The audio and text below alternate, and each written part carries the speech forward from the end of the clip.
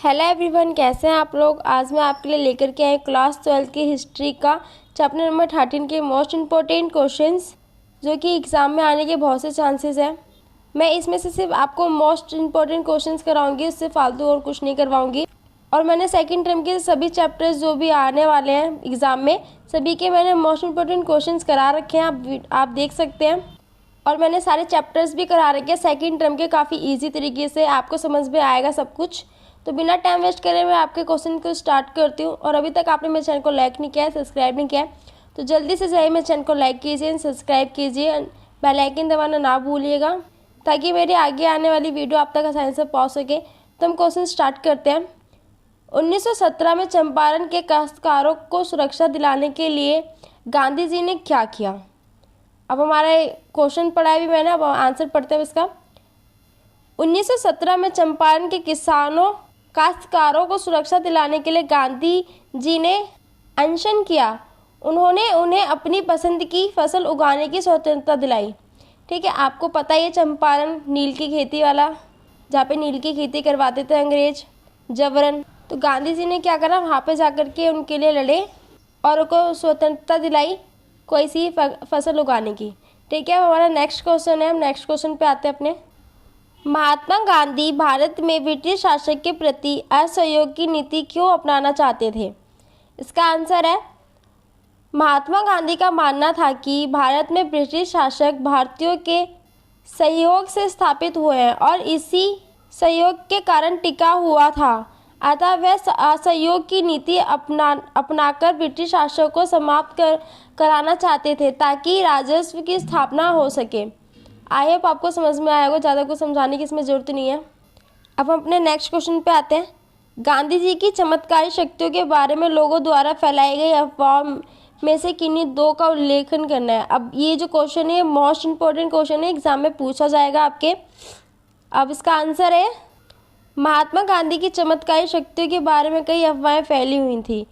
इसमें से दो अफवाहें निम्नलिखित थीं। पहली थी, कुछ स्थानों पर यह कहा गया कि उन्हें राजा द्वारा किसानों के कष्टों को दूर करने के लिए भेजा गया है और उनके पास सभी स्थानीय अधिकारियों के निर्देशों को अस्वीकृत कर देने की शक्ति है। पहला आपको समझ में आया होगा, हम सेकंड पढ़ती हूँ।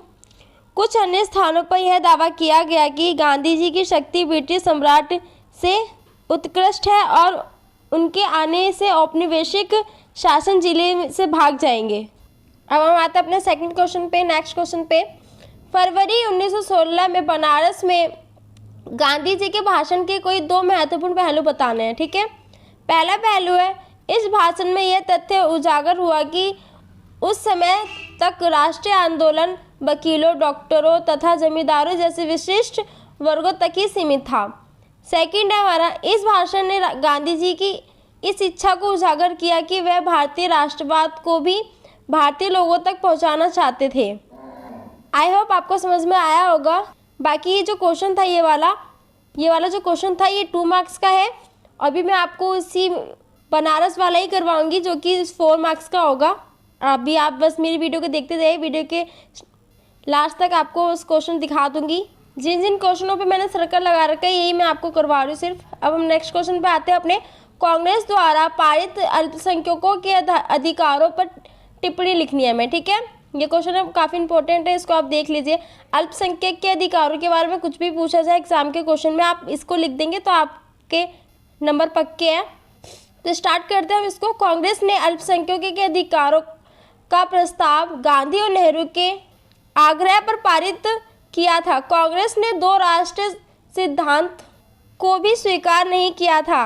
जब उसे अपनी इच्छा के विरुद्ध भारत का बंटवारा स्वीकार करना पड़ा तो भी उसका दृढ़ विश्वास था कि भारत बहुत से धर्मों तथा नस्लों का देश है और इसे ऐसे ही बनाए रखना चाहिए। पाकिस्तान में जो भी हो, भारत एक लोकतांत्रिक धर्मनिरपेक्ष राष्ट्र होगा जहां सभी नागरिकों को पूर्ण अधिकार प्राप्त होंगे तथा धर्म के आधार पर भेदभाव के बिना सभी को राज्य की ओर से संरक्षण का अधिकार होगा। कांग्रेस ने आश्वासन दिलाया कि अल्पसंख्यकों के नागरिक अधिकारों की हर संभव तरीके से रक्षा करेगी।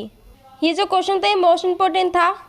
अगर आपको इसमें से कुछ समझ में ना आया हो तो आप मेरे से कमेंट करके पूछ सकते हैं। अब हम आते हैं अपने नेक्स्ट क्वेश्चन पे। 12 क्वेश्चन है हमारा, रॉयल एक्ट पर आलोचनात्मक टिप्पणी लिखनी है, ठीक है। क्वेश्चन जो है हमें किसी भी प्रकार से पूछा जा सकता है, तो हमें आंसर में सिर्फ यही लिखना है। आप ध्यान से देख लीजिए, मैं आपको पढ़ाती हूँ। रॉयल एक्ट 1990 में पास किया गया, इसे काला कानून भी कहते थे। ये एक्ट राष्ट्रीय आंदोलन को बढ़ाने के लिए पास किया गया था। प्रथम महायुद्ध के कारण भारत सरकार को अनेक समस्याओं का सामना करना पड़ा था।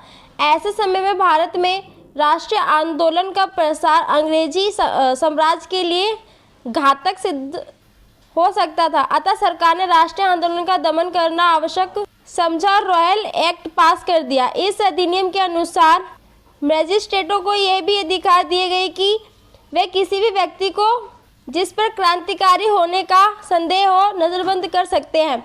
इस प्रकार से इस अधिनियम ने भारतीयों की स्वतंत्रता का अपहरण कर लिया। 18 मार्च 1919 ई को रॉयल एक्ट पास कर दिया गया। इस एक्ट में यह भी स्पष्ट कर दिया गया कि पुलिस अधिकारी के सम्मुख दी गई गवाही या सफाई मान्य नहीं होगी। इस प्रकार रॉयल एक्ट ने भारतीयों को उनकी स्वतंत्रता से तो वंचित किया ही, साथ ही वह किसी भी क्षणबंदी बनाए जाने के नियंत्रण भय से रहने लगे। ऐसी व्यवस्था में एक एक्ट का विरोध होना स्वाभाविक था। ये क्वेश्चन है, ये भी मोस्ट इम्पोर्टेंट है। जो क्वेश्चन नंबर 2 जो है, लाल बाल पाल कौन थे? इसमें ये एक व्यक्ति का नाम है। इसका आंसर हम पढ़ते हैं। लाल बाल पाल स्वदेशी आंदोलन के मुख्य नेता में शामिल थे। ये नेता थे महाराष्ट्र के बाल गंगाधर तिलक, बंगाल के बिपिन चंद्रपाल तथा पंजाब के लाला लाजपत राय। इनका संबंध कांग्रेस गर्म दल से था। अब हम अपना नेक्स्ट क्वेश्चन करते हैं। ये 6 क्वेश्चन है। बनारस हिंदू विश्वविद्यालय के उद्घाटन समारोह का भारतीय राष्ट्रीय आंदोलन पे क्या महत्व था? ये जो क्वेश्चन है हमारे 4 मार्क्स का है।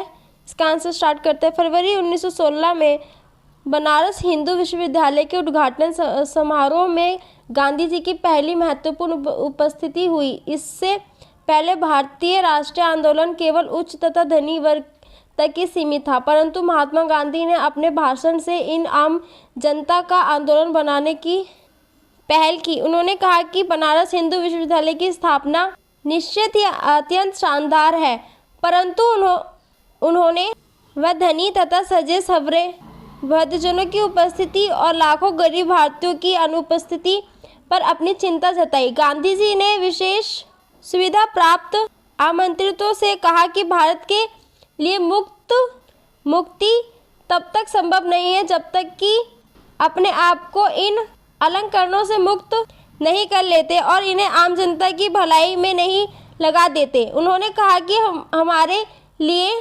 स्वशासन का तब तक कोई अर्थ नहीं है जब तक हम किसानों से उनके श्रम का लगभग पूरा लाभ नहीं दे पाते। हमारी मुक्ति केवल किसानों के मध्य से ही हो सकती है। इससे ना तो वकील, ना डॉक्टर, ना ही जमींदार सुरक्षित रह सकते हैं। ये जो क्वेश्चन था आप इसको देख सकते हैं, काफ़ी इजी है। जो चीज़ आपको ना आए समझ में आप मेरे से कमेंट करके पूछ सकते हैं। ये जो क्वेश्चन है ये भी मोस्ट इम्पोर्टेंट है, आप इसको भी देखिए। चंपारण, अहमदाबाद तथा खेड़ा में गांधी जी के अभियानों का क्या महत्व था? इसका आंसर है वर्ष 1917 का अधिकांश समय महात्मा गांधी को बिहार के चंपारण जिले में किसानों के लिए काश्तकारी सुरक्षा के साथ साथ अपनी पसंद की फसल उपजाने की स्वतंत्रता दिलाने में बिता। अगले वर्ष गांधी जी गुजरात के अपने गृह राज्य में 2 अभियानों में मिले रहे। सबसे पहले उन्होंने अहमदाबाद के एक श्रम विवाद में हस्तक्षेप कर कपड़े की मिलों में काम करने वाले श्रमिकों के लिए काम करने की बेहतर स्थिति की मांग की। इसके बाद उन्होंने खेड़ा में फसल चौपट होने पर राज्य से किसानों का लगान माफ करने की मांग की। चंपारण, अहमदाबाद और खेड़ा के अभियानों ने गांधी जी को एक ऐसे राष्ट्रवादी नेता की छवि प्रदान की जिनके मन में गरीबों के लिए गहरी सहानुभूति थी। तो ये जो क्वेश्चंस थे हमारे मोस्ट इम्पोर्टेंट, ये यहीं पे समाप्त होते हैं। यदि जो चीज़ आपको समझ में ना आया आप तो हमसे कमेंट करके पूछ सकते हैं, हम आपको जरूर रिप्लाई देंगे। और अभी तक आपने मेरे चैनल को लाइक नहीं किया, सब्सक्राइब नहीं किया, तो जल्दी से जाइए मेरे चैनल को लाइक कीजिए एंड सब्सक्राइब कीजिए, क्योंकि मैं और भी इन सभी चैप्टर्स के मोस्ट इम्पोर्टेंट क्वेश्चंस डालने वाली हूँ with answer. Thank you for watching my channel.